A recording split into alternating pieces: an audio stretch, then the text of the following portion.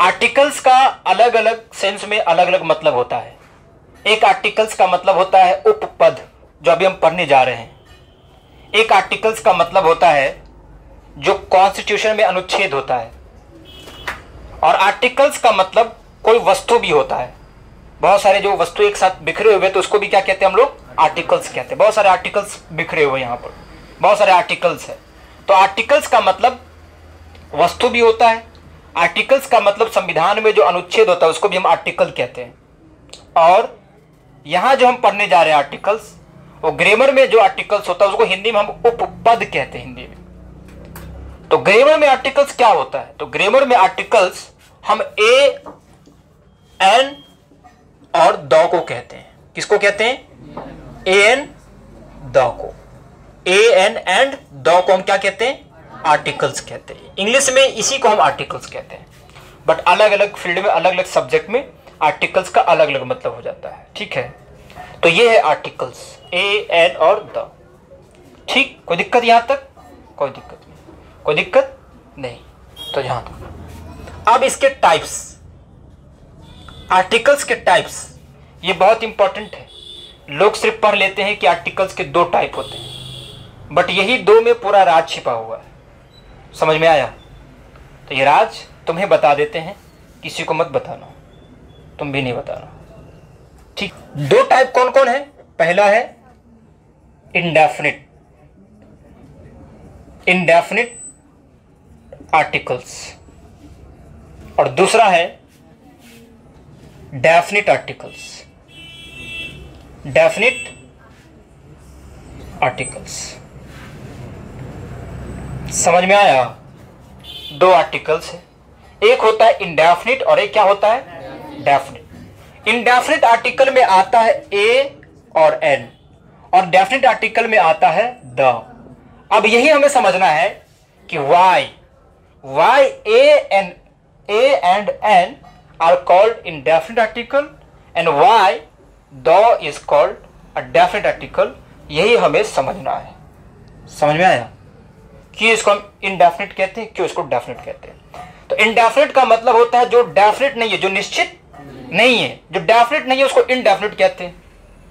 Indefinite का मतलब जो निश्चित नहीं। जैसे जब हम किसी भी चीज के बारे में, किसी भी व्यक्ति के बारे में जब हम फर्स्ट टाइम बात कर रहे हैं किसी भी सेंटेंस में, तो वहां पर क्या होता है? वो वहां पर इनडेफिनिट होता है।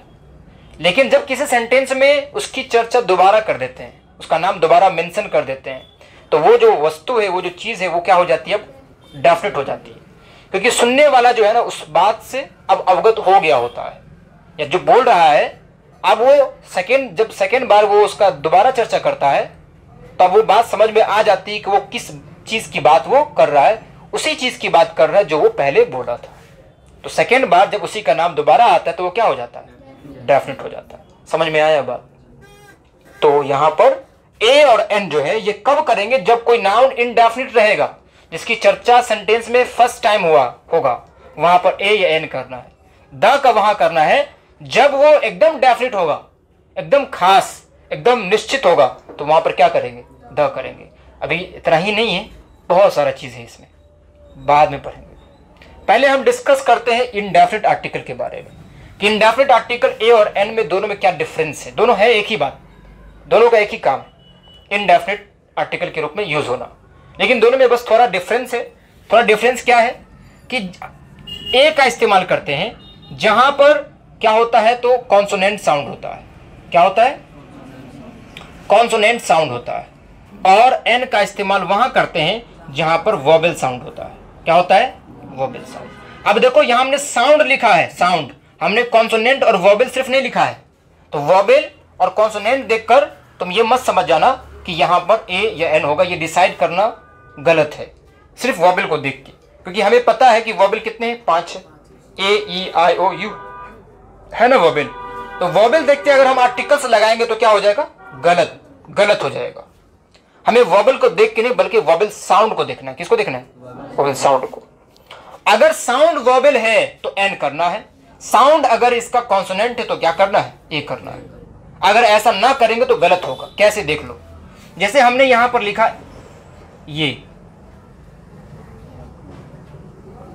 ये हमने लिखा। अब यहां हमें कह रहा है बताइए ए होगा कि एन होगा, ये हमें कह रहा है। लिखा हुआ क्या है, ये छोड़ो क्या लिखा हुआ बाद में डिस्कस करेंगे।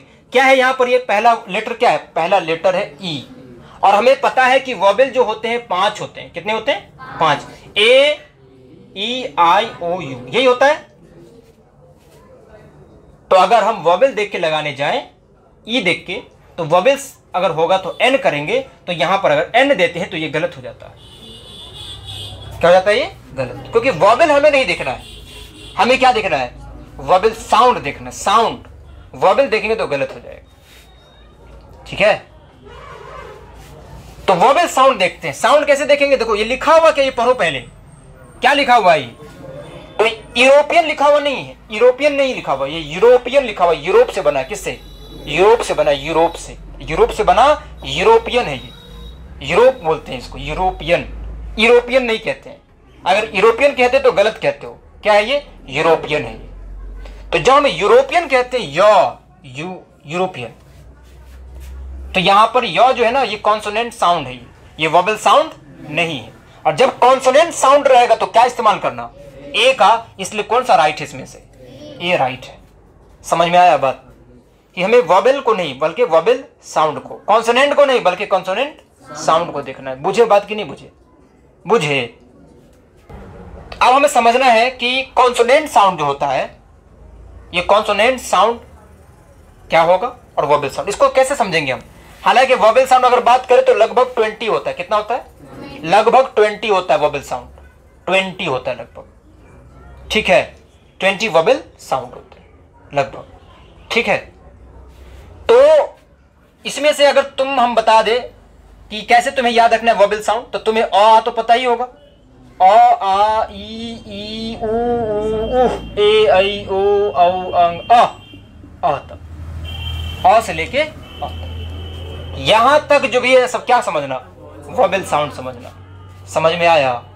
अगर नहीं तुम्हें पता है वोवेल साउंड, तो इतना समझ जाओ कि अ से लेके अ तक सब क्या है? वोवेल साउंड है। वोवेल साउंड क्या होता है? विच आर्टिकुलेटेड विदाउट एनी फ्रिक्शन, जो बिना किसी घर्षण के, बिना किसी रुकावट के निकल जाए, उसको वोवेल साउंड कहते हैं। समझ में आया? ये बात हम बचपन में पढ़ाए हैं। क्या तुम पढ़े हो? विथ फ्रिक्शन, जो किसके साथ निकलता है? फ्रिक्शन के साथ, घर्षण के साथ, रुकावट के साथ। जैसे कहते क, कंठ बंद पहली हो गया, तब जाके निकला थोड़ी देर के बाद क। कंठ बंद हुआ तभी ये साउंड निकला, क नहीं। तो ये कौन सा साउंड है? Consonant sound. वही कहते स्वर और व्यंजन जो हिंदी में पढ़ते हो। समझ में आया? तो बताओ अ से लेके अ तक में य आता है क्या? यूरोपियन जो य आता है क्या? तो बताओ ये वोवेल साउंड हुआ, तो कौन सा साउंड है ये? समझ में आया बात? आया कि नहीं आया? आ गया बात, आ गया। और आ गया तो काम खत्म। आगे बढ़े,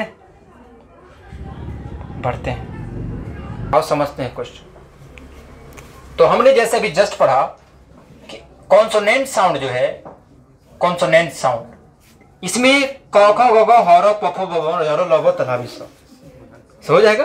बंधन सा दक्षिण अक्षर होत्र हो गया, तो हो जाएगा। और वोवेल साउंड में, वोवेल साउंड में, वोवेल साउंड में क्या आएगा? अ से लेके अ कहां तक आएगा? आ तक आएगा ना? यस। तो कॉन्सोनेंट साउंड जो हो गया ये हो गया। ठीक, अब तुम्हें पहचानना है कि यहां पर कौन कॉन्सोनेंट साउंड है और कौन वोवेल साउंड। ठीक है, ध्यान दो। जैसे यहां पर आ गया है एप्पल, क्या आ गया? एप्पल, एप्पल, ए आया, कौन साउंड?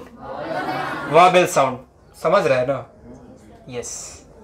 तो ए आ गया, तो यहां पर कौन सा साउंड है? Vowel sound. तो क्या हो जाएगा? एन हो जाएगा। ठीक है। इसके बाद अगर यहां पर हमने दे दिया हॉर्स, हॉर्स, तो बताओ यहां पर क्या होगा? कौन साउंड है? एच को नहीं देखना, बोल के देखो, बोल के। हॉर्स कहते हैं। क्या कहते हैं? हॉर्स। ह आ रहा, क्या आ रहा है? ह। तो आ से लेकर अ तक में ह आता है? नहीं आता है। अ आता है तभी सीखोगे, नहीं तो नहीं सीखोगे। तो यहां पर क्या हो जाएगा, ए हो जाएगा। ठीक है, अगर हम कहते हैं हेयर, बाल बाल बाल, तो क्या होगा, हेयर होता, एयर नहीं होता, जाहिल आदमी। हेयर है ये, एयर नहीं है, इसलिए क्या होगा यहां पर, ए होगा। हार है ना, बताओ क्या होगा, ए होगा। वोबल साउंड है, कॉन्सोनेंट साउंड है नहीं, ये वोबल साउंड है। एयर लिखा हुआ है, क्या लिखा हुआ है, एयर लिखा हुआ है, एयर, तो यहां पे क्या होगा, एन होगा। तुम्हें पता होनी चाहिए किस वर्ड को क्या पढ़ा जाता है। ये जो एयर देख रहे हो ना, ये एयर का मतलब उत्तराधिकारी, वारिस, इसको कहते हैं, एयर कहते हैं। और यहां पर एयर का मतलब क्या है, एयर जो है यहां पर क्या है, एच यहां पर साइलेंट है, एयर वोबल साउंड है, वोबल साउंड है, तो क्या होगा यहां पर, एन होगा। समझ रहे हो बात, ठीक, इसमें कोई दिक्कत नहीं। आगे बढ़ते हैं। अब बताओ यहां पर क्या होगा, ए की एन, ए होगा कि एन होगा, ए होगा। बुक है तो क्या होगा, ए होगा, नहीं होगा। अब तुम ये बात तो बता ही सकते हो कि बताओ यहां पर अगर क्या होगा, बताओ, एन होगा। वोबल साउंड एलिफेंट, एलिफेंट, समझे, तो ये एलिफेंट है, क्या है ये। अब यहां बताओ,